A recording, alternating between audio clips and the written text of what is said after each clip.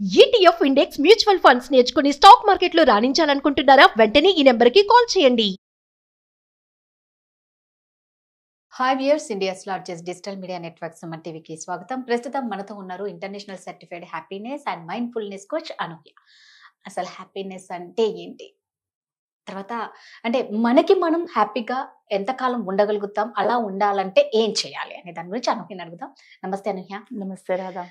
అనూహ్య, మనుషులు ఒక్కొక్కరికి ఒక్కొక్క రకంగా ఉంటారనమాట.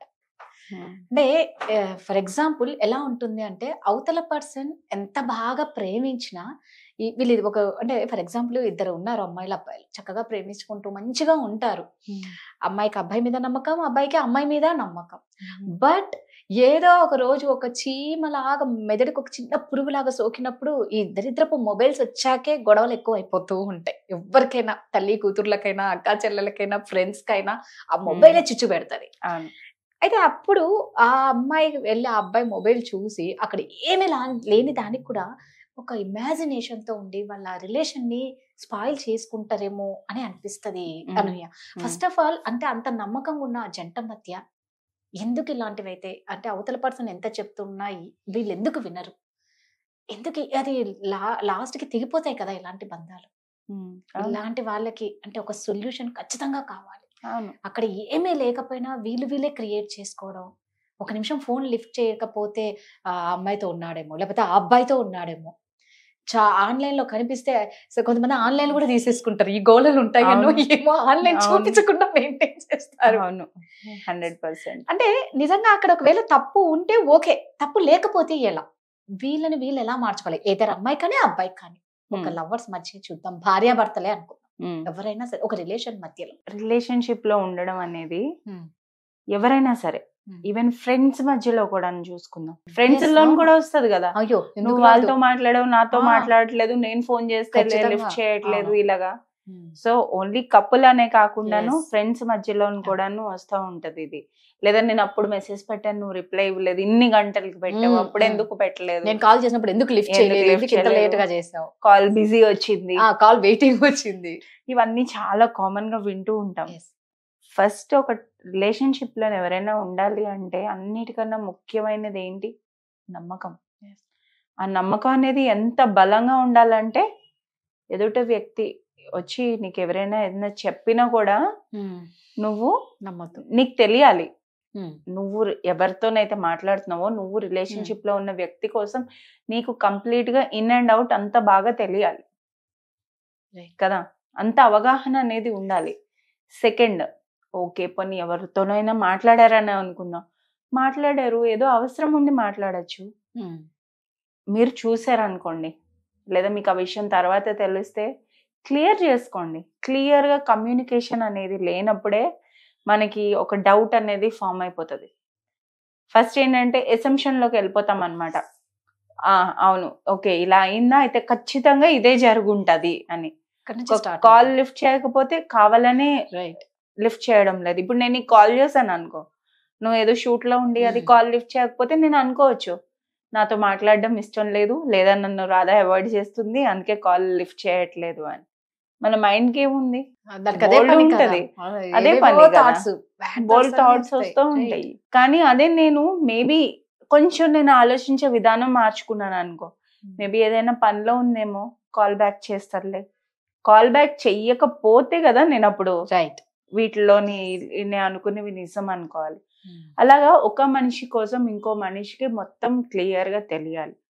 ప్రాబ్లం ఉందా నేను అడుగుతాను, నువ్వు ఈవెన్ కాల్ బ్యాక్ చెయ్యకపోయినా కూడా నెక్స్ట్ టైం నేను నీకు అడుగుతాను, రాదా నేను నీకు కాల్ చేశాను, నువ్వు ఎత్తలేదు, మళ్ళీ కాల్ బ్యాక్ కూడా చేయలేదు, మేబీ నువ్వు చూసి ఉండకపోవచ్చు, లేదా నువ్వు బిజీగా ఉండి మర్చిపోయి ఉండొచ్చు, నీ ఆన్సర్ నీ దగ్గర ఉంటది.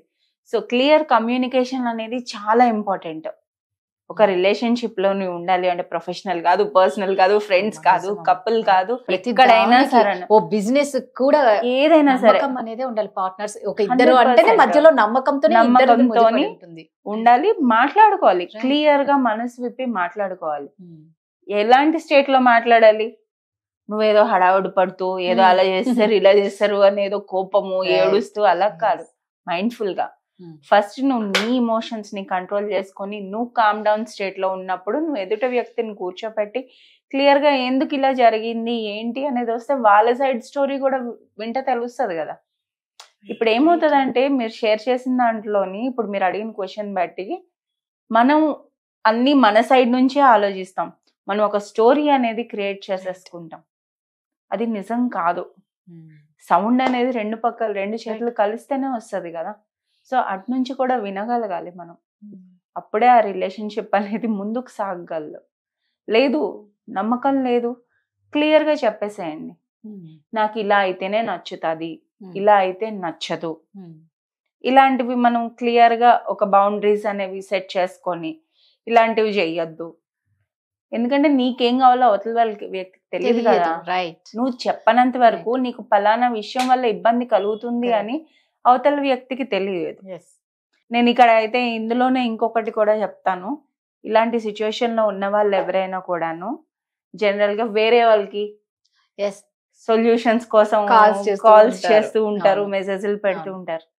అలాంటప్పుడు కొన్నాళ్ళు ఇస్తారు, ఆ మూడో వ్యక్తి ఎవరైతే ఉన్నారో కొన్నాళ్ళు ఇస్తారు సలహాలు. వాళ్ళు ఎంత ఇచ్చినా కూడా మీరు యాక్సెప్ట్ చేయగలగాలి కదా.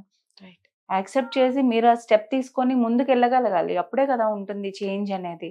అలా చేసే కొద్దీ వీళ్ళకి కూడా కొన్నాళ్ళకి అవసరమా నాకు ఇంత అవతల పర్సన్ కి ఎందుకు అసలు ఇదంతా ఏమీ లేకుండా ఒక్కడిని నేను హ్యాపీగా ఉన్నాను కదా, నా జీవితం హ్యాపీగా సాగుతుంది, ఎందుకు లేనిపోనివి ఇవి అన్నీ ఉంటాయి.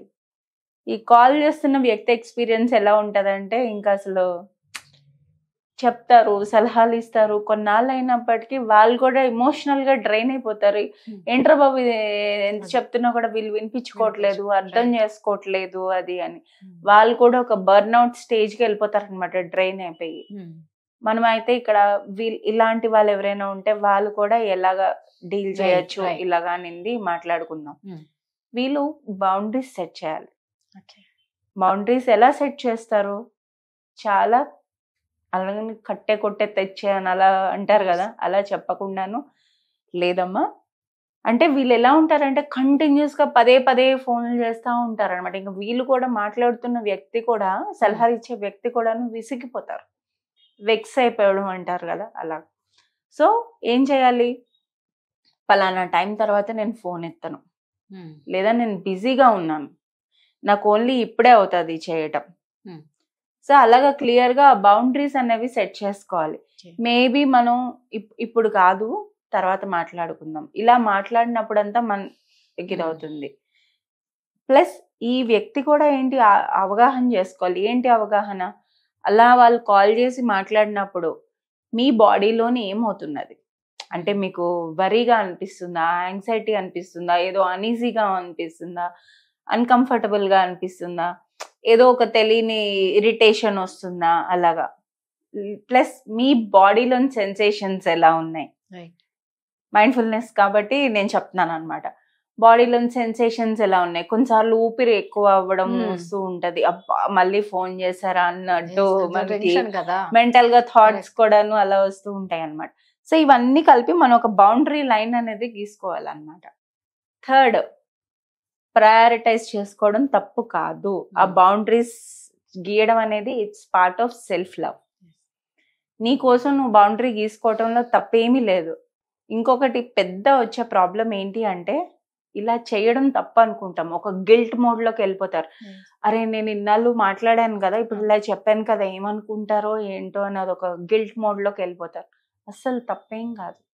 మీకోసం మీరు మీ ఎనర్జీ పోతుంది కదా, ఇన్ ది ఎండ్ మొత్తం అంతా చుట్టుపక్కల ఉన్నదంతా ఎనర్జీ అంటున్నాం కదా, మీరు డ్రైన్ అయిపోతారు. విని విని విని విని మీ మైండ్ సెట్ అలాగే అయిపోతుంది, మీరు డ్రైన్ అయిపోతారు, మీ రిలేషన్షిప్స్ కూడా దెబ్బతినచ్చు.